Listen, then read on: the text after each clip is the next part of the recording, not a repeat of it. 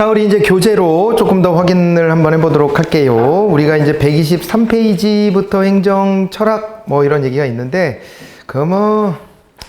요것만 하나 좀 보면 될 것 같아요. 123페이지 아래쪽에 가치의 본질, 그래서 상대론과 절대론 이런 말이 나와 있잖아요. 이거는 이제 유럽에서의 철학의 전개를 놓고 보면, 고대 때부터 쭉 이어져 온 이 철학의 전개를 보면 상대론적 관점이 있고 절대론적 관점이 있습니다. 상대론의 관점은요, 말 그대로 상대론이니까 옳고 그름의 기준이라는 것은 그 시대와 장소에 따라 좀 다를 수 있어. 우리가 이제 목표 달성을 잘하면은 그것으로서 좋은 어떤 그 가치를 우리가 이제 달성했다라고 봐야 되는 거 아닐까? 이렇게 보는 게 상대론, 목적론 쪽이 되는 것이고요. 절대론, 의무론, 이쪽은 어떻게 되는 거냐면, 그게 무슨 소리야? 시대와 장소를 초월하는 절대 진리라는 것은 항상 존재하는 법이야 라고 말하는 관점이에요. 그냥 대충만 합시다. 이게 언급된 적이 있어서 그래요. 시험에서 언급된 적이 있는데, 다시 한번요. 상대론, 목적론 그랬을 때는요, 우리가 시대와 장소에 따라 그 시대의 사람들이 원하는 것이 곧 진리일 수 있다라고 보는 거예요. 그러니까 이 목적 달성을 잘 했으면 그것으로 가치가 있다라고 보는 관점, 견해인 반면에 절대론, 의무론, 이것은 시대와 장소를 초월하는 절대 진리라고 하는 것이 있기 때문에 우리가 이 절대 진리에 부합할 수 있도록 해야 한다. 그것이 우리의 의무다. 이렇게 보는 거예요. 아시겠죠? 그러다 보니까 아까 그 실용적인 성향을 가지고 있었던 공리주의 같은 거 있잖아요. 이런 게 전형적인 이 상대론적 윤리설의 이제 주자이기도 합니다. 상대론적 윤리설에 속하는 거예요. 그런 식으로 나눠요. 소크라테스 같은 사람 어땠을까? 소크라테스, 테스 형 어땠을까? 이 형은 말이죠, 절대 진리가 있다고 봤지. 그래서 우리가 절대 진리를 추구하기 위해서는 궁금함이 없을 때까지 계속 질문을 해가지고 그걸 통해서 절대 진리에 도달해야 된다, 뭐 이런 얘기를 했고, 그죠? 그러니까 여기서는 절대론이죠. 그리고 또 대표적으로는 칸트, 독일의 철학자 칸트 같은 사람도 절대적 선이라는 게 있대요. 그래서 우리가 어떤 행위를 할 때 나한테 이로우려고 행동하면 안 돼. 그냥 그게 옳으니까 행동해야지. 예를 들어 지하철에서 요즘에는 젊은이들도 여러 가지 힘들어서 그러겠지. 그 나이 드신 분이 타도 일어서질 않더라고요. 언제까지 내가 일어서야 돼? 그래서 나도 힘들어 이제. 근데 예전에는 그게 이제 미덕이었잖아요. 근데 잘 안 일어나. 근데 그 일어나는 행위를 놓고 이제 어떻게 봐야 되냐? 예를 들어서 일어나는 행위가 당연한 거다, 그냥. 응? 이게 도덕 윤리적으로 봤을 때 나보다 나이 많은 사람에 대해서 대우해주고 우대해주고 양보해주는 것은 지극히 당연한 것이다. 이렇게 해서 자리를 양보하면 그 옳은 것인데, 자리를 양보했다 손 치더라도 이렇게 해야 내 마음이 안 불편하더라. 혹은 이렇게 하면 남들이 나를 좀 좋게 봐주겠지. 이런 거 있잖아요. 이런 식으로 자기의 이익이 스며들면 그것은 잘못된 명령을 따른 거래요. 그렇게 얘기하는 게 칸트예요. 칸트 같은 사람도 여기서 보면 절대론이죠. 절대론. 이해될까요? 그래서 윤리를 대하는 태도가 이렇게 좀 나눠집니다. 상대론과 절대론. 이런 거 하나 정도만 봐두시고요. 넘어가 보세요. 그리고 125페이지에 보시면은 행정가치의 일반론 그래가지고 거기에 본질적 가치와 수단적 가치가 나눠져 있는 것을 확인하실 수가 있겠습니다. 그래서 요거는요, 앞에 시간에 이제 공부했던 건데, 이제 125페이지 그 아래쪽에 보면 행정 이념의 변천이라고 하는 거 있잖아요. 요거를 조금 더 좀 말씀드려 보면은, 여기에 이제 열거했던 것 중에서 한번 보세요. 우리 이렇게 볼 수 있어요. 뭐가 있냐면, 행정 이념으로 행정관리론 때부터 한번 좀 따라가 볼게요. 행정관리론 시절. 행정관리론 때는요, 어떤 행정가치가 가장 중요했을 것 같아요? 여기는 능률성이었어요. 능률성. 그죠? 능률성이었습니다. 그래갖고 여기서 보시면 과학적 관리론 때는, 요때는 뭐였냐면은 기계적 능률성이라고 하는 거를 가장 중시했고요. 기계적 능률성을 중시했고, 그 다음에 인간관계론인 경우에는 요거는요, 사회적 능률성을 중시했다. 그러지 않았나? 이거 기억나는 거죠? 능률성을 가장 중시했고, 통치기능론으로 가면 국민들이 원하는 것을 행정학이 뒷받침해줘야 된다 그랬어요. 그랬기 때문에 여기서는 민주성이라고 하는 것이 중요하다. 이렇게 인식했다고 봐야 되고요. 그 다음에 행태론이 있습니다. 행태론이 있는데, 행태론 때에는 어떻게 되냐면요. 이때에는 행태론 시기에는 여기서는 합리성이라고 봐야 돼요. 왜 합리성이냐면, 그냥 행정인들이 문제 해결을 위해서 이렇게 하던데, 그들이 이게 가장 만족스러운 대안이라고 선택해서 그걸 그냥 하던데, 라고 해서 문제 해결의 수단적 적합성을 중시했던 이런 시기라고 봐줘야 되고, 그 다음에 또 신행정론 시대가 있잖아요. 신행정론으로 오게 되면 이때는 뭐였어요? 이거는 아주 중요하게 봤었는데, 행정가치를 형평성이라는 가치를 추구했다 그랬잖아요. 형평성 이랬고, 그 다음에 그래서 가치지향적이다 이런 얘기도 했죠. 나머지는 우리가 굳이 따져보니까 이런 가치를 추구했던데 이렇게 된 거고, 얘는 아예 이걸 드러내놓고 막 얘기했어요. 형평성을 달성하는 데 있어서 말이야, 행정이 말이야 주도적인 역할을 해야 돼, 행정학이 그걸 뒷받침해줘야지, 이렇게 나갔기 때문에 요게 이제 형평성이라는 거 매우 강조해서 우리가 공부했던 내용이고요. 그 다음에 또 하나가요, 그 우리 발전행정론도 여기다 한번 끼워 넣어볼까요? 미국 사례는 아니지만 발전행정론 같은 경우에는요, 효과성이라고 봐야 돼요. 우리나라도 여기에 소속되니까는 이제 이해가 좀 빠를 수 있는데, 아니 경제성장이라는 국가의 목표 달성, 그거 매달린 거잖아요. 그렇게 했기 때문에 요거 이제 효과성, 발전행정론 이렇게 연결해서 보시면 됩니다. 그리고 또 뭐가 있냐면은요, 신행정론, 발전행정론, 그 다음에 우리가 이제 신공공관리론이 있죠. 신공공관리론이 있어요. 이 신공공관리론 같은 경우에는 어떻게 되냐면, 요거는요 NPM 때는요 생산성 정도로 보자고요. 그러니까 넓은 의미의 효율성, 이렇게 보시면 됩니다. 생산성 정도로 보고, 그러니까 능률성이나 그 다음에 저 효과성 같은 것들을 다 포함해서 봤다 이렇게 보시고, 뉴 거버넌스 시대가 되잖아요. 뉴 거버넌스 시대가 되면 이때는 여기에 저 끝쪽에 있었던 사회자본이라고 하는 거, 요게 중요하죠. 아니면 신뢰성 같은 거, 이런 거라고 봐야 돼요. 알겠죠? 그래서 행정학 이론의 전개에 맞춰서 그때그때 가장 중시됐던 행정가치가 무엇이었는지 요거를 이렇게 좀 떠올려 보실 수가 있습니다. 자, 그거로 정리하시고요. 넘어가 보세요. 행정의 본질적 가치. 자, 공익에 대한 얘기가 이제 언급이 되어 있습니다. 공익은 공공의 이익을 의미하는 것이고, 행정의 이념적 최고 가치다 이렇게 나와 있어요. 그죠? 공익. 자, 그런데 이게 좀 모호해. 좀 추상적이다 그랬잖아요. 그죠? 추상적이 그래요. 그래서 이거를 어떻게 이제 규정해야 될까에 대한 고민 속에서 괄호 3번에 나와 있는 공익 이론들이 전개가 된 겁니다. 그래서 공익의 실체설이 있고, 그 다음에 과정설이 있어요. 근데 이제 실체설 옆에 규범설이라고 아예 써놨죠. 그죠? 규범설이라고도 써놨고, 공리설도 여기에 같이 포함된다라고 하는 것을 잘 기억해 놓으셔야 합니다. 그게 밑에 가서 근거를 얘기할 때 C에서 보면은 공리주의적 공익관이라고 하는 것으로 지금 언급이 되어 있는 거예요. 그리고 우리 이제 이 근거 중에서 시험에서 또 언급했던 게 A에 나와 있는 도덕적, 규범적, 보편적 실체라고 하는 건데, 아까 우리가 규범설에 대해서는 크게 말하지 않고 넘어갔습니다만, 아까 또 그리고 이제 앞에 교재 정리하기 시작했을 때 거기에 이제 우리 목적론 말고 의무론 있었잖아요. 절대론적 윤리관.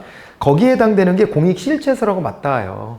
그러니까 이거는 마땅히 지켜야 되는 것이기 때문에 따라라 이렇게 하는 거, 그 규범설하고 연결되는 것인데, 그러한 이 의무론적 윤리설을 내세웠던 대표적인 학자로 플라톤, 아리스토텔레스, 루소 이런 이제 학자들이 지목이 되어 있어요. 아까 제가 예로 들었던 것은 소크라테스하고 칸트 뭐 이런 사람이었는데, 그거 빼고 나머지 사람들이 나왔어요. 사실은 플라톤은요 소크라테스의 제자죠. 그리고 아리스토텔레스는 플라톤의 제자예요. 그래서 같은 맥락을 가지고 있는 겁니다, 이 학자들이. 그리고 이제 시간이 쭉 지나서 루소는 사회계약론을 주창했던 학자 중 한 사람인데, 루소 같은 경우는 사회계약론을 이제 완결 지은 사람이에요. 활용점정을 찍은 사람이다 이렇게 봐야 되는데, 이 사람이 있잖아요. 눈에 용의 그림에서 눈가를 탁 찍은 사람이라고, 사회계약론에서. 근데 이 활용점정을 이룬 사람인데 이 사람이 이제 완성한 사회계약서에서 보면 인간은 원래 되게 선한 존재래요. 인간은 선한 존재래. 인간은 선한 존재고 그런 만큼 있잖아요. 인간들 스스로가 직접 자기네들을 통치할 수 있다라고 봤어요. 그래갖고 이 사회계약의 형태도 무슨 뭐 대표를 뽑고 막 이렇게 하는 게 아니고 의회를 설치하고 이런 게 아니라 직접 민주주의를 하면 돼. 이런 거였었거든요. 직접 민주주의 하면 돼 였었어요. 그런 쪽으로 간 학자입니다. 그래서 루소도 도덕적, 규범적, 보편적 실체, 인간의 존엄함을 최고의 가치로 여기고 인간은 선하다라는 믿음을 바탕으로 스스로 직접 통치하는 것이 가장 바람직한 정치체제가 된다. 이런 걸 주장했던 학자이고 해서 루소가 또 이렇게 공익이 실체서라고 또 연동된다라고 볼 수가 있습니다. 공익에 관련해서 묻다가 윤리서라고 연결해서 이런 학자들까지 막 소개하고 그랬었다니까요. 근데 뭐 그러니까 우리 철학도 다 공부해야 되냐? 그렇지는 않아요. 그렇지는 않고 이런 게 나온 게 좀 독특한 거죠. 독특한 건데 아무래도 앞에서 상대론적 윤리설보다는 뭐 이 의문론적 윤리설 같은 게 절대론적 윤리설 같은 게 이게 아무래도 공익의 실체서라고 좀 맞닿겠죠. 공익은 그 자체로 꼭 지켜야 될 무엇인가가 있어.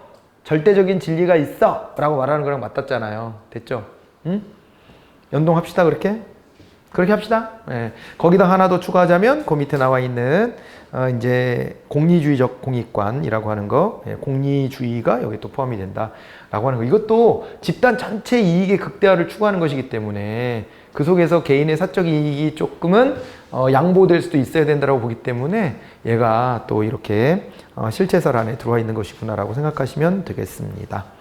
자, 이제 거기에 특징으로 127페이지에 나와 있는 특징으로 가보시면 이게 이제 국가주의, 집단주의, 엘리트주의 이런 걸로 좀 귀결될 겁니다. 왜냐면은 당위적으로 얘기하기 때문에 개인의 좀 희생이 있더라도 집단을 위해서 너가 좀 헌신하는 게 어때? 뭐 이런 식의 관점을 갖는 거고요. 국가가 우선이에요. 국가 제일이고. 그런 겁니다. 우리도 경제 성장할 때 그때도 한번 떠올려 보세요. 또 그 전에 반공 이데올로기 내세웠을 때 봐보세요. 여러분, 사회주의 사상을 가지면 나쁜 놈입니까? 진짜로? 나쁜 놈이에요?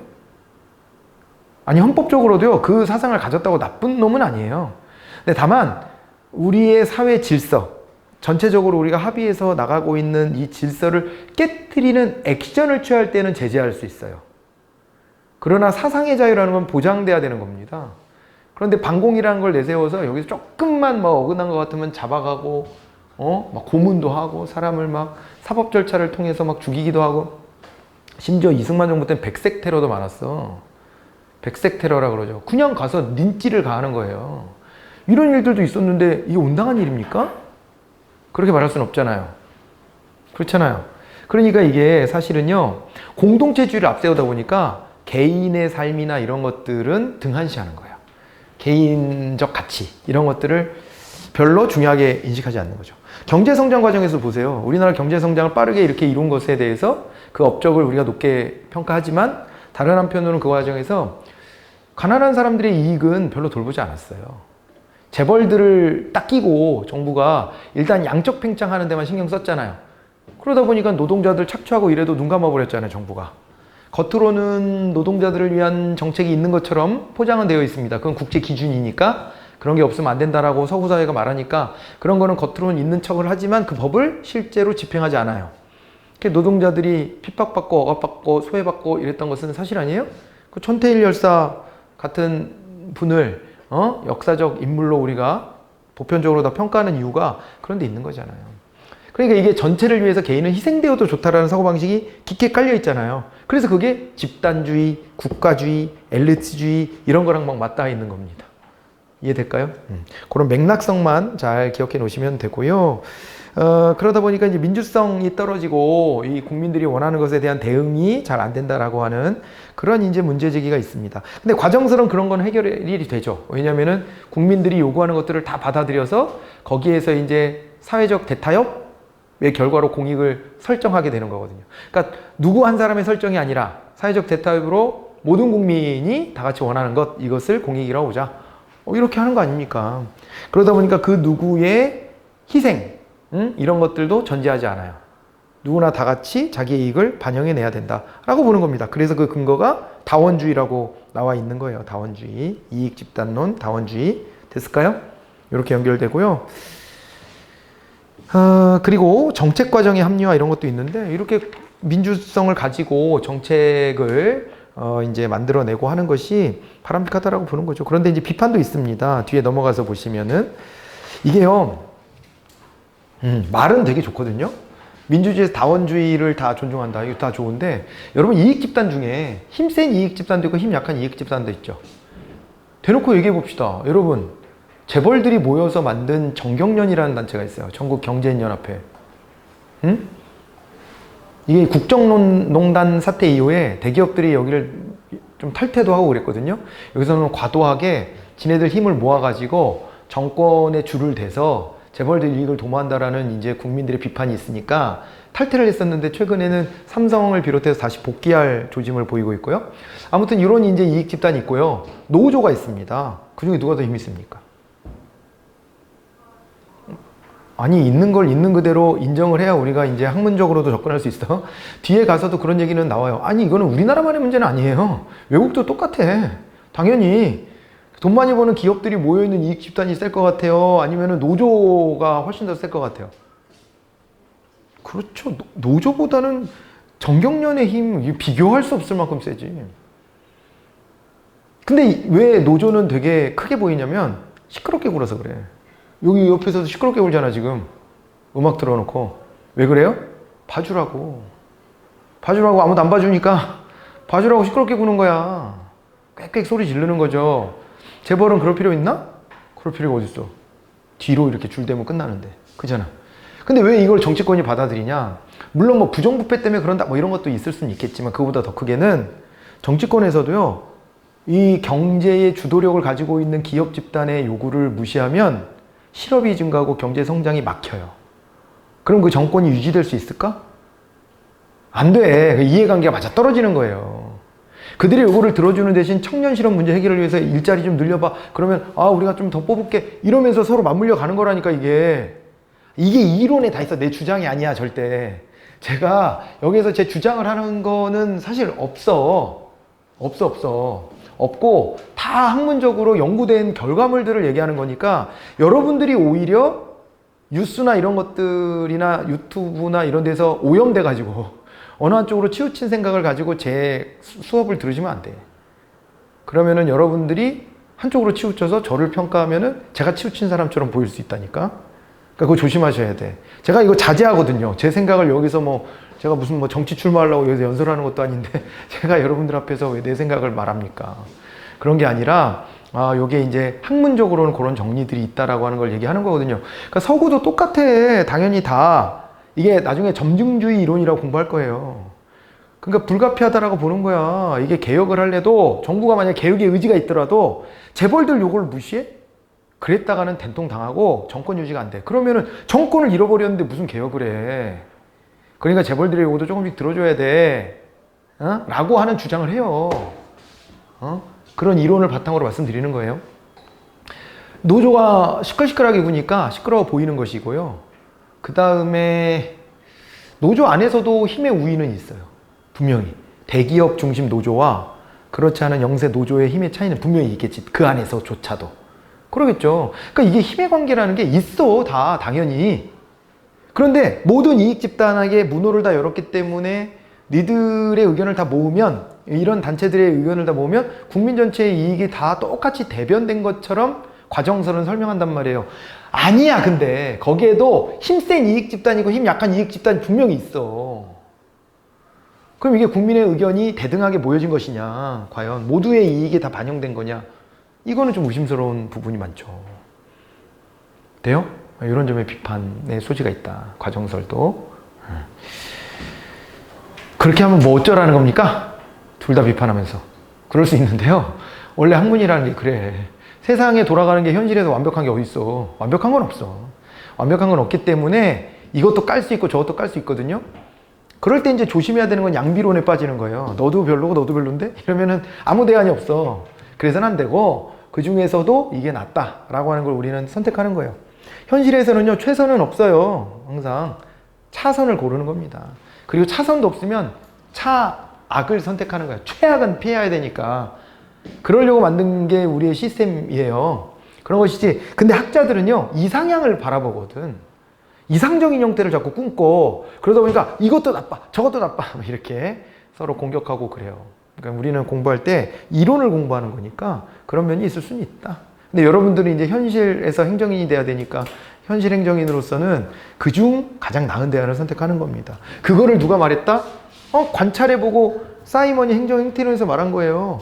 그걸 그래서 나중에 뒤에 가서 만종모형이라고 공부할 거예요. 관료들이, 행정인들이 자기가 떠올릴 수 있는 몇몇 대안 중에 나은 대안을 선택하더라. 뭐 이렇게 하는 거거든요.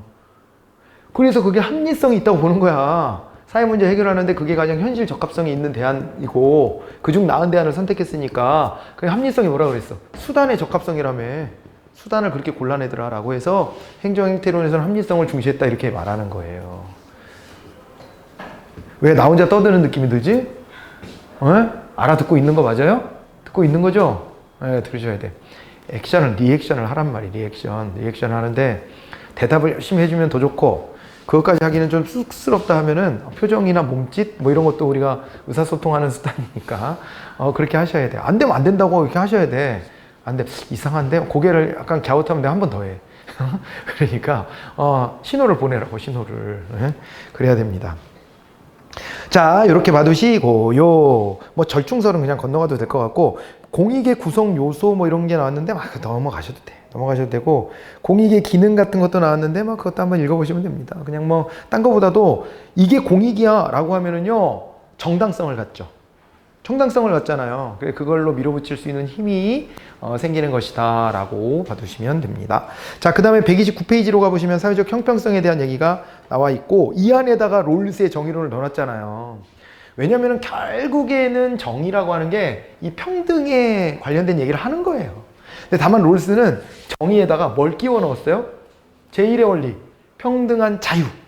이거를 끼워 넣어서 이 사람의 이론이 가장 중요하게 다뤄지고 있는 겁니다. 어찌됐거나 궁극에는 이 평등이라고 하는 가치를 추구하는 것이기 때문에 롤스의 정의론을 여기다 우리 교재는 넣어놓고 있습니다. 자, 그랬을 때 거기 보시면 가정이 나왔죠. 가정으로 한번 가볼게요. 가정. 계약 당사자들의 자격 요건, 원초적 상태 그랬는데 그 무지의 배일이 제일 중요한 거예요. 무지의 배일. 나머지는 여기서 안 보셔도 돼. 무지의 배일만 딱 제대로 보셔도 됩니다. 무지의 배일. 미래를 내가 예측할 수 없다. 내가 신병이 눈 감고 나의 군 생활을 그리는 거랑 똑같다. 그렇게 빗대드렸습니다. 그래서 이게 무지의 배일 상태에 빠졌기 때문에 사회적 합의에 다 같이 동의할 수 있는 거예요. 부자들이라고 해서 동의 못할 바가 아니라는 거지. 응?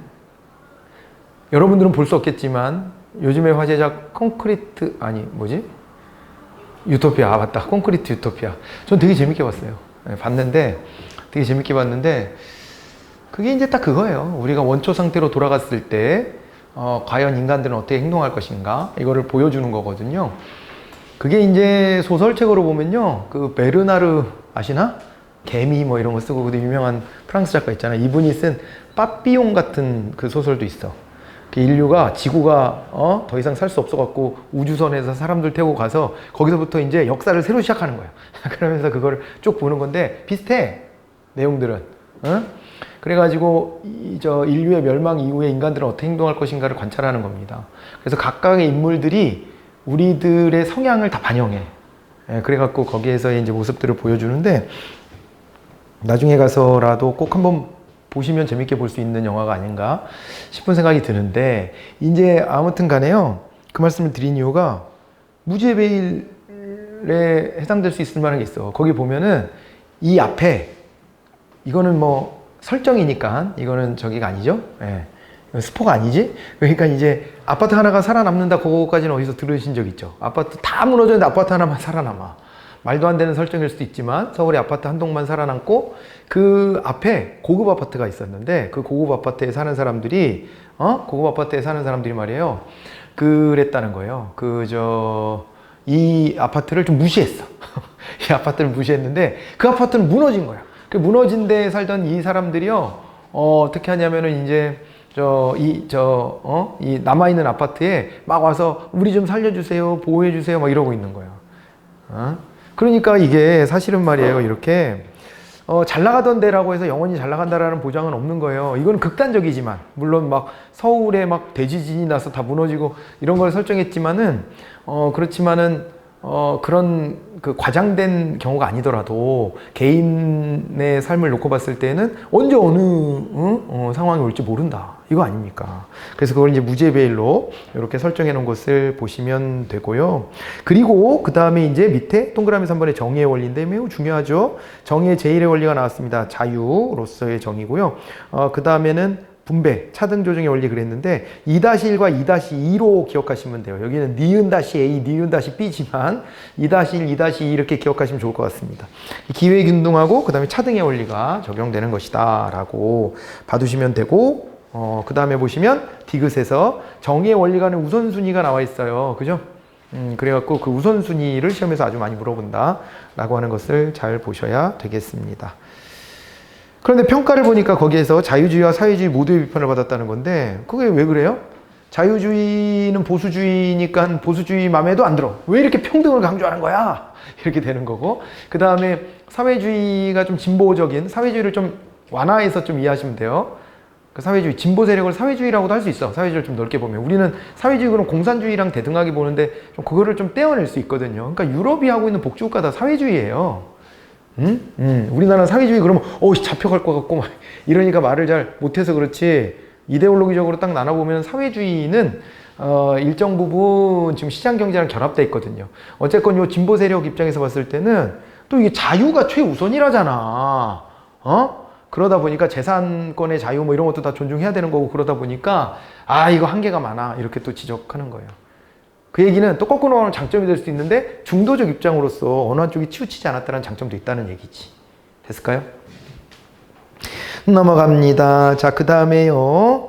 그 다음에 이제 여기요. 공평성에 대해서 130페이지 아래쪽에 이런 얘기 있죠. 기회의 공평이냐 결과의 공평이냐라고 하는 게 나와 있고 이퀄러티의 개념으로 지금 쓰고 있죠. 그 다음에 이제 넘어가서 수평적 공평이냐 수직적 공평이냐 이런 말들이 나와 있습니다만 제가 이제 설명드렸던 맥락으로만 보세요. 여기서 나와 있는 쓰여 있는 거에 너무 연연하지 말고 이렇게 봐두시면은 이해가 제일 좋을 거예요 이게.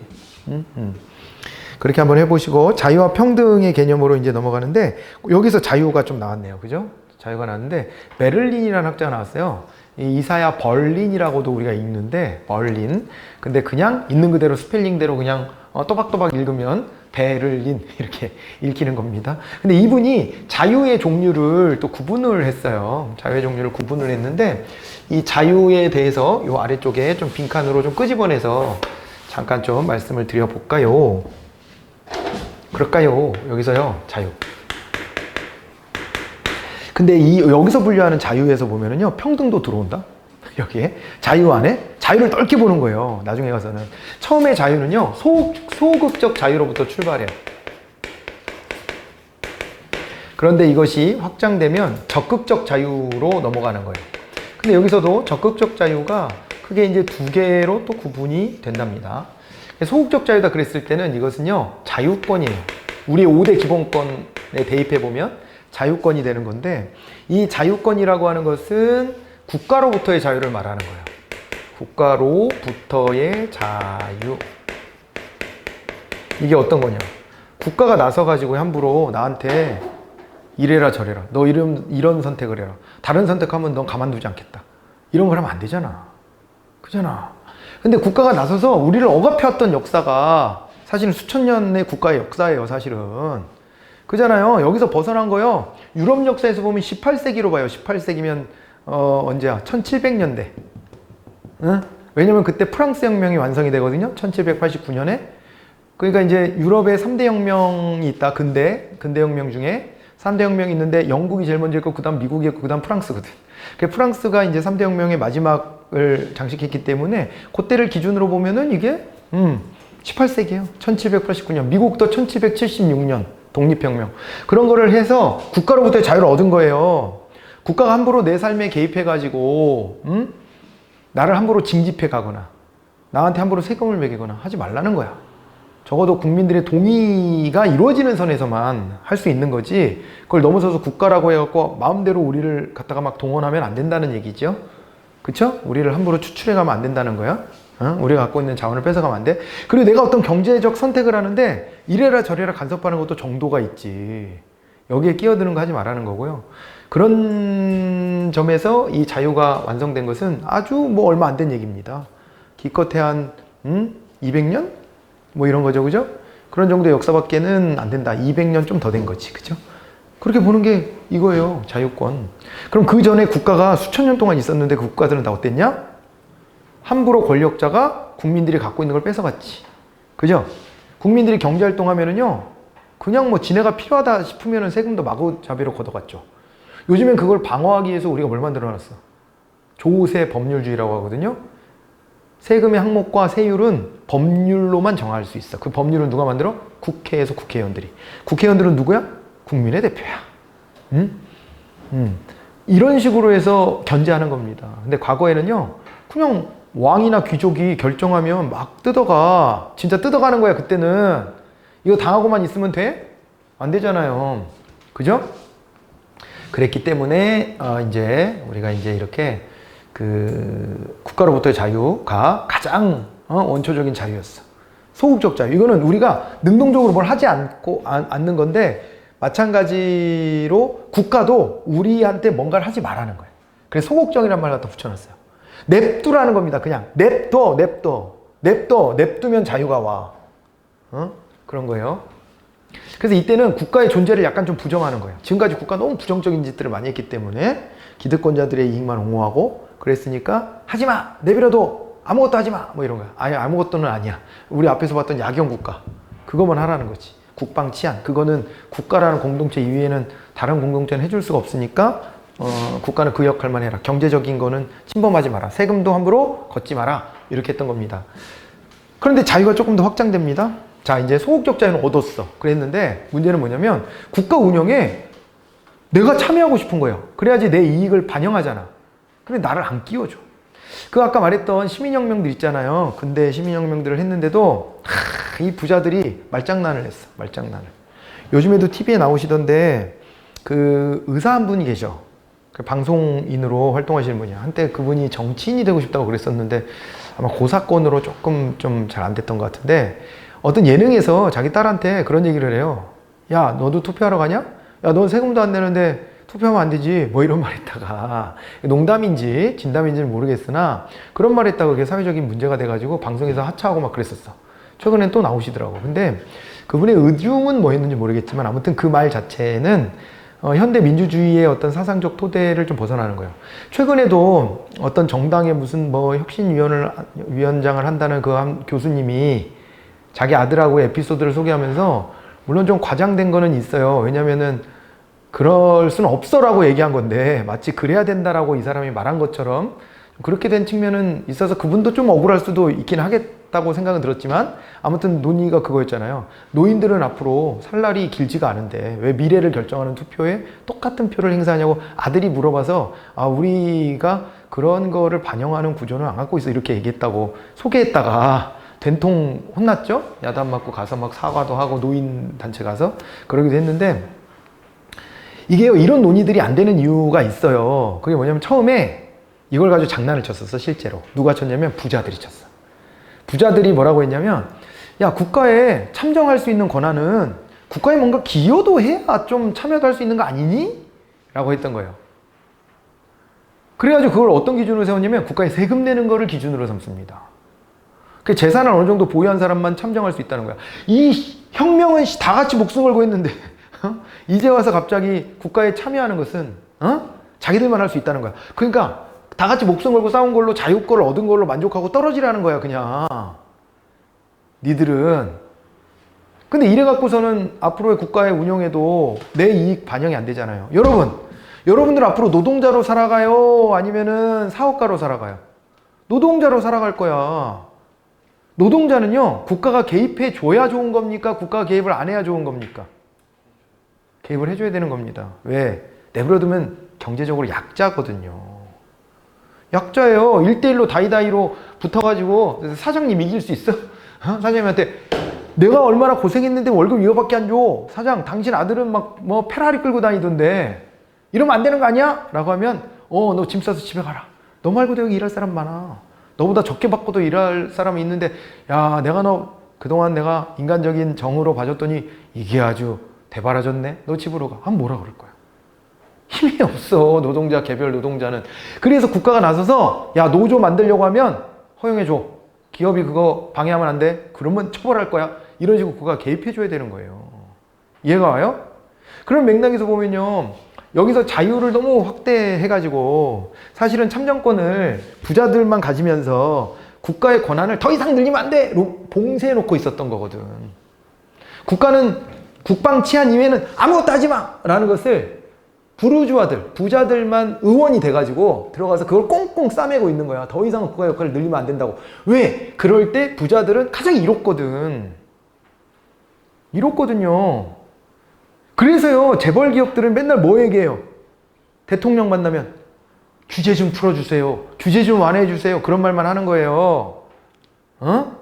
자유로울 때 자기네들은 더 많은 기회가 열리거든. 그래서 맨날 규제 완화를 떠드는 거예요.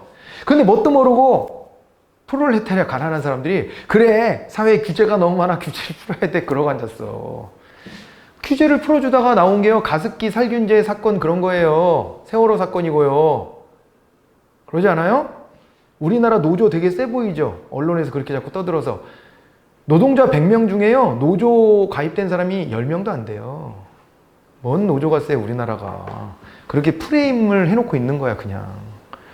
그러니까 사실은 계급적인 측면에서만 놓고 보면 사회적 약자들은 내가 국가에 힘을 써서 국가가 조금 더 역할을 해주게끔 만들어야 돼. 그래서 그 전 단계로 여기 적극적 자유에서 참정권이 일단은 보장돼야 돼요. 정치에 참여할 수 있는 권한이. 알겠죠?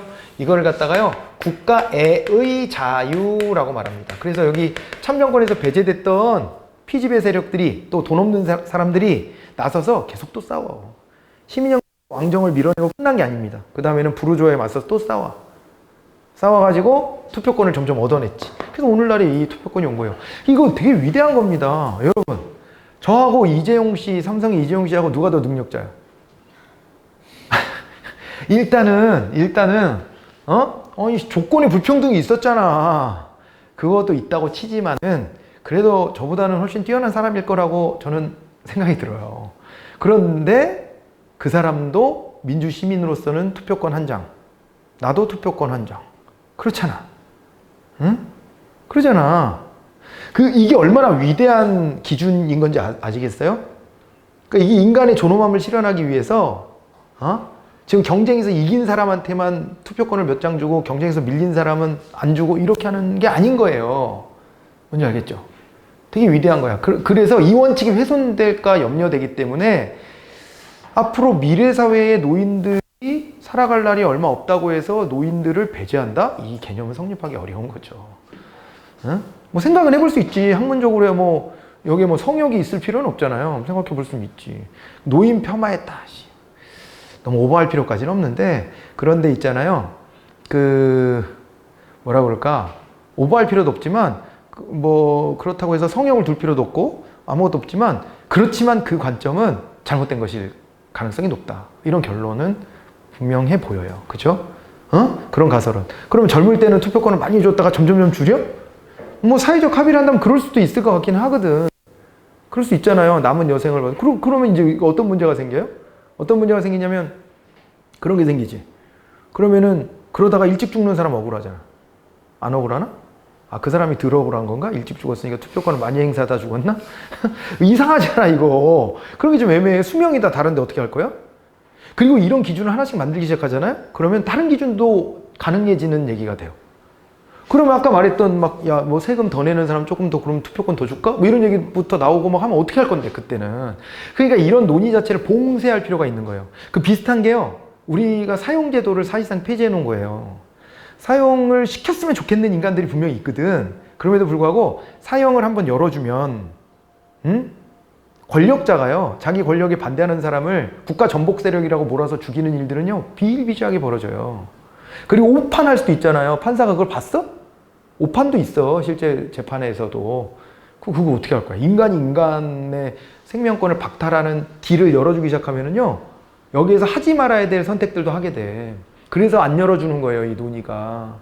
그래서 가끔 우라통이 터지지. 저런 새끼를 저거 같이 밥 먹이면서 살아야 돼? 내 세금으로? 이런 생각이 들지, 실제. 그게 합리적일 수도 있지만은, 그러나 전체적으로 우리가 더 지켜야 될 가치를 훼손할 수도 있기 때문에 그 틈을 안 주려고 하는 거예요. 그런 거랑 비슷한 논의일 수 있어, 이게. 알겠죠?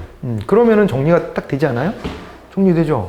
그리고요, 이게 끝이 아니지, 사실은. 이거는 수단이야. 이걸 통해서 뭘 얻으려고 하는 거냐면, 사회권을 얻어내려고 하는 거예요.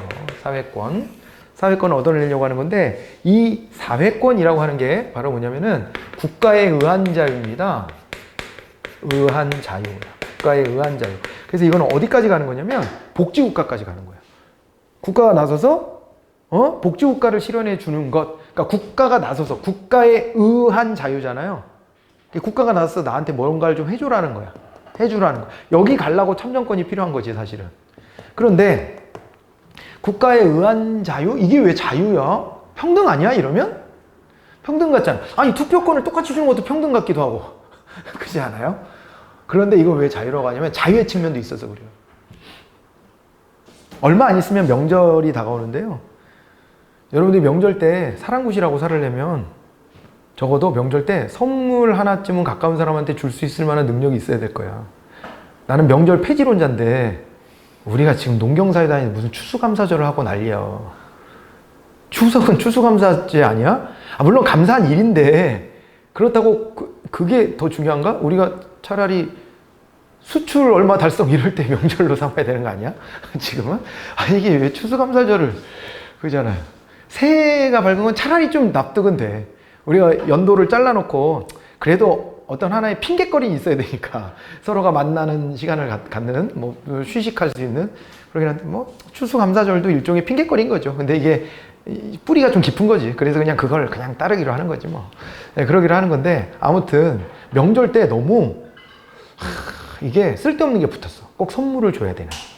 이런 게 보고 세뱃돈을 줘야 되고 이거 엄청난 부담이에요. 사실은 세뱃돈 얼마 줘야 될지도 모르겠고 요즘 애들 세뱃돈 뭐 10,000원, 20,000원 줘. 표정 안 좋아. 안 좋아. 적어도 신사임당 정도는 왔다 갔다 해야 그래도 좀 뭔가 성의 표시가 된 것 같은 느낌인데 주는 사람은 한 명한테 주지 않을 수 있잖아. 그럼 이거 어디까지 줘야 돼? 그리고 이러다 보니까 변질됐어. 마음을 담아서 뭐 진짜로 뭘 사다 주면은 싫어해. 현금으로 주지. 왜 이러냐. 내가 원하는 게 이게 아닌데. 뭐 이래버려. 사실 그 마음을 전달하는 거니까 나를 생각해서 이 선물을 사왔다는 게 그게 기쁜 일인 거지. 돈으로 주고 네 원하는 거 사라 이렇게 하는 것으로 가면 합리적일 수는 있지만 그 마음을 담는 거는 아닐 수도 있지 않나? 마음이 있긴 있어도. 아무튼 이게 좀 복잡한데 이게 이제 굳어지다 보니까 어떻게 되냐면요. 돈이 없는 사람은 사랑굿을 못 합니다. 그 사람은 뭔가 그죠? 야 명절 때 오지도 않아 저놈은 뭐 이렇게 평가받을 수도 있고 그 다음에 아우 짠돌이야 뭐 이렇게 평가받을 수도 있고 그 시선이 싫으니까 또 멀리하게 될 수도 있고 뭐 그렇지 않을까 싶기도 하죠. 자 이거를요 조금 더 확장해 볼까요? 내가 먹고 사는 문제를 스스로 해결할 수 없으면요 인간은요 그 어떤 체면치레도 못하고 살아요. 인간으로서의 존엄하며 그걸 어떻게 표현하면서 살지? 못해. 못한다니까. 최소한의 인간으로서의 인격을 유지할 수 있을 만큼의 물질적인 기반은 만들어줘야 돼요. 그게 무너진 사람들이 어디로 가요? 서울역 앞에 노숙자 돼서 가서 앉아있는 거야. 그것까지가 다 무너진 거예요. 우리 실제로 그 외환위기 왔을 때 있잖아요. 조사해보니까 그 안에 멀쩡하게 생긴 사람들도 막 노숙을 하고 있어. 그래서 왜 그런가 봤더니 사업하다 망가진 사람은요. 우리나라는 패자 부활전이 없어. 사업하다 망가지면. 그래서 제가 사업을 잘 못한 이유 중에 하나가 그걸 너무 잘 알고 있기 때문에 사업에 모든 걸 걸지 않아. 그러니까 잘 될 가능성도 없지. 사업이 잘 되면 집도 좀 담보 걸어갖고 막 빚도 막 끌어다 막 집어넣고 막 지를 때 질러야 되거든. 그런데 이러다가 내가 실업자 되면 노숙자 되면 어떻게 하지? 이런 생각이 있으니까 조금씩 이러다 보니까 기회도 안 와.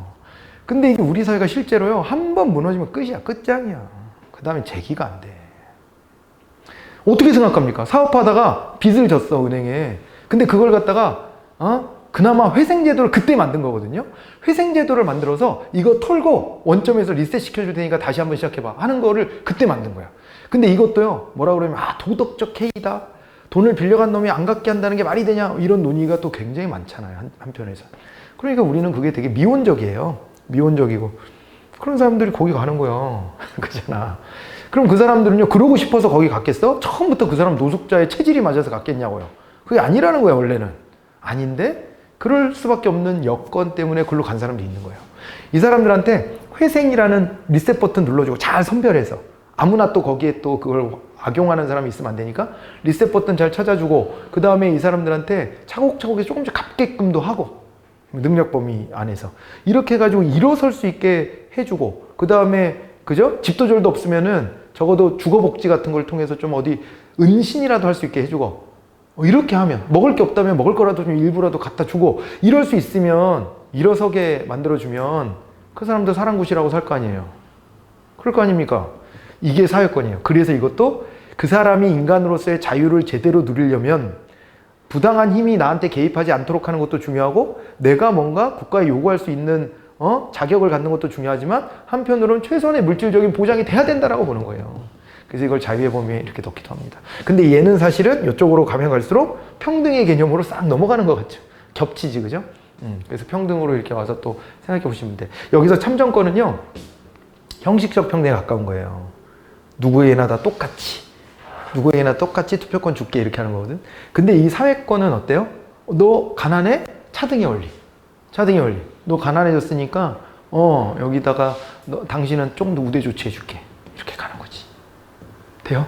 돼요? 이렇게 가면 돼. 됐다 그럼. 이거 됐네. 됐어. 자, 그래서 여기 자유의 개념도 조금 더 설명을 이렇게 드렸고요. 그 다음에 이제 평등으로 가서 거기 절대적 평등, 상대적 평등 나왔는데 뭐 보시면 됩니다. 공부했던 내용 그대로고요. 그 다음에 잠깐 끊어서요. 우리 행정의 수단적 가치 또 이제 교재 읽고 마무리 짓고 그렇게 하겠습니다. 잠깐만 끊어서 가죠.